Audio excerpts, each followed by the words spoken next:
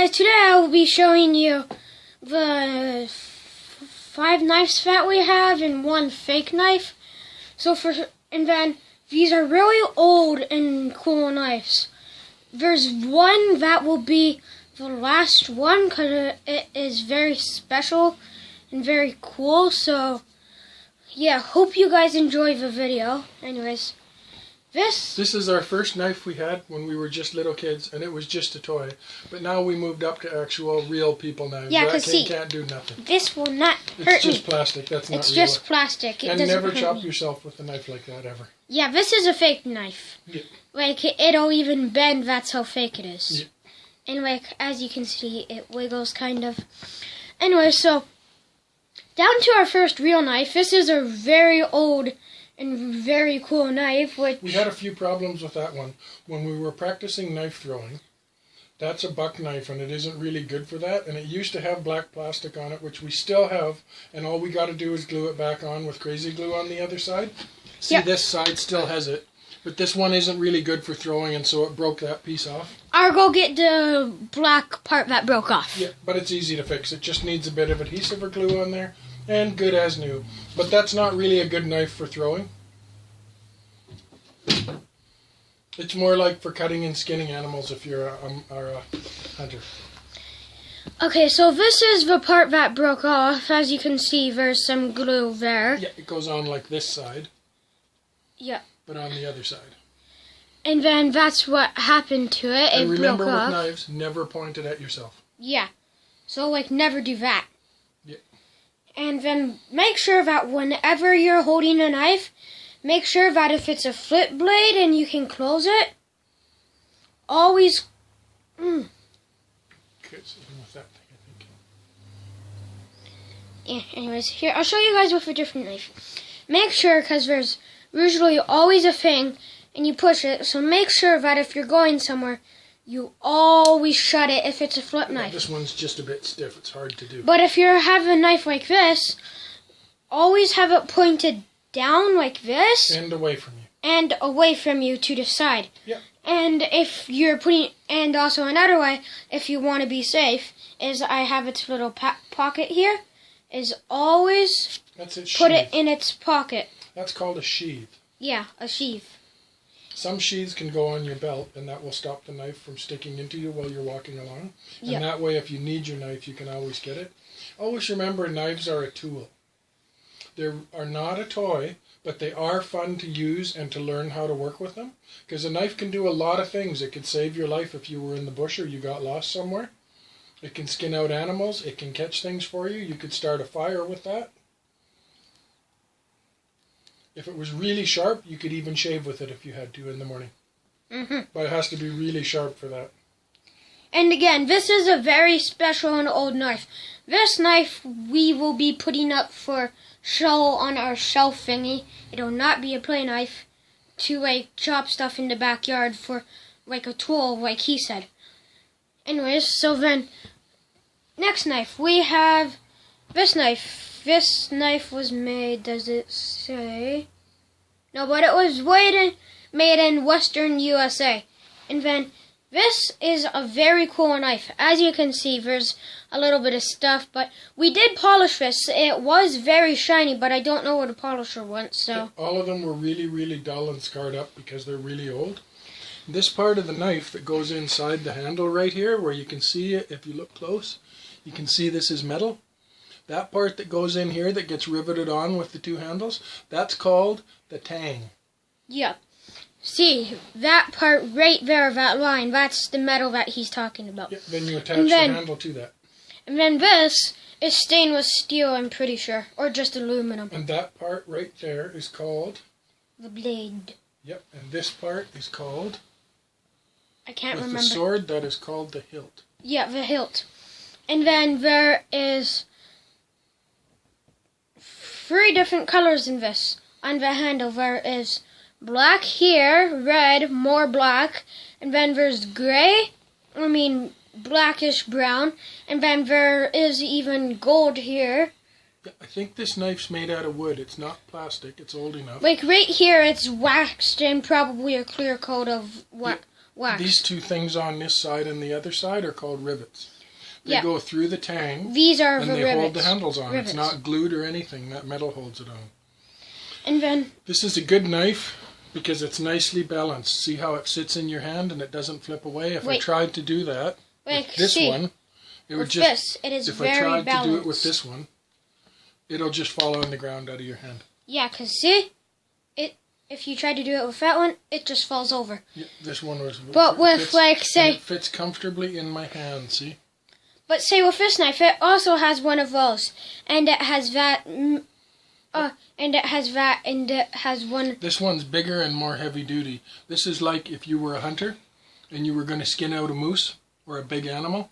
That one's for the big industrial jobs. Like, look at how big this is. This is, like, probably about the whole entire size of my forearm. Yep, if you wanted to chop kindling with this, with wood, this one's heavy duty enough to put on top of the wood like this, and then chop it with a piece of wood, and it will smash it open because it's heavy. So These what smaller he knives, tried I to don't think show would do was, since he was kind of over there a little, what he was trying to show is you would, like, with wood, you would, like, put it on a log that you found in the woods or something, or even a stump, and then you would just do this. That's a very good knife for this, which we have a hatchet outside, which I will go get for, after. And then, okay, so... Anyways, now we're going to talk about this knife, even though you guys have already seen it. This knife, how long have you had this knife for, Chuck? About 10 years. So this knife is probably older than how long he's had it for. As you can see, it's kind of starting to rust on the blade and get a little bit of rust there. And then the color on here, I don't know if you guys can see it properly, it is green and black. And then this knife, it has a lot of spots on it because me and Chuck were just doing stuff in the garden with it. We were chopping up the sunflowers so that we can get more later next year in spring and summer so that they can grow. Because last year we planted sunflowers and then we didn't plant them this year, but they just grew from last year. From the seeds that fell on the ground. That's called volunteer when those plants come up like that. Yeah. A lady I knew came over today and she loved the sunflowers, and she said she was really, really jealous because she planted them and she only got like 2, and we didn't even plant any, and we got like the whole big patch full. Like, it's probably about half the size of our living room what we cut down since it was all getting close. And they just grew by themselves. Yeah, they just grew. I don't know if that's because the birds helped them or not.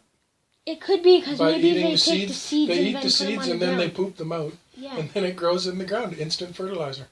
And then, not Nature has a better way than people sometimes. our last knife, but this That is a buck knife too. this knife was made in China, and But it's pretty good quality, that one.